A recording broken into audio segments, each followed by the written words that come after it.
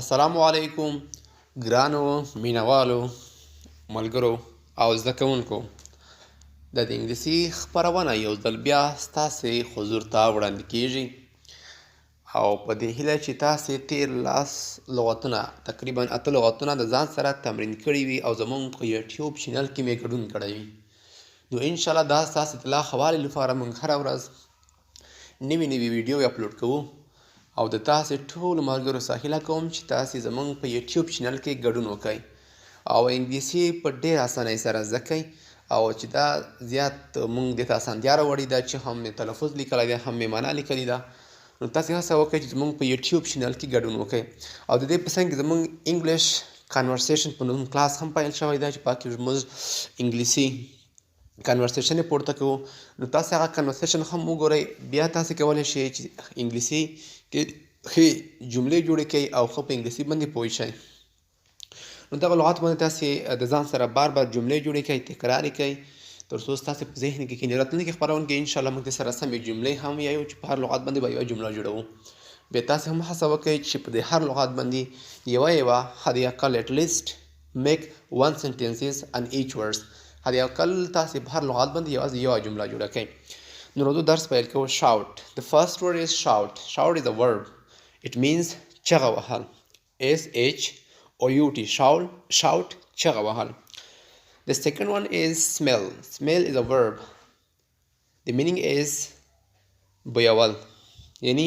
smell smell means بویول یو شی بوی کول the third one is worse worse worse means بدتر یو بدترین شی چې وي aliens alien sorry aliens خارجي صحیح ده secret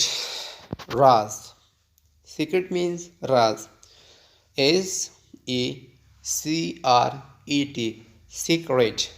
secret راز among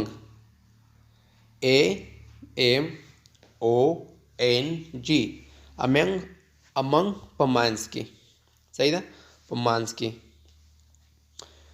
او the seventh one is cloud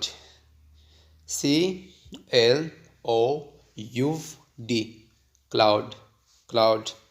or yes the last one is comprehend comprehend comprehend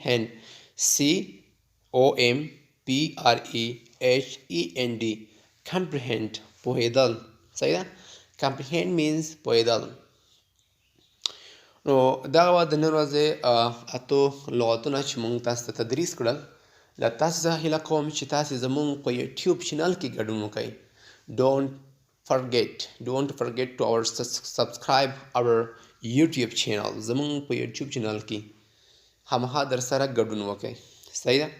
نو راځو یو ځل بیا یې تکراروو shout چغه وهل smell بویول worse بدتر alien خارجي secret راز among په منځ کې cloud وریځ comprehend پوهیدل په راتلونکي خپرونه کې انشاءالله موږ بیا حاضرېږو تاسې داسې دغه لغات د ځان سره تمرین کړئ او زموږ په چینل کې ګډون وکړئ السلام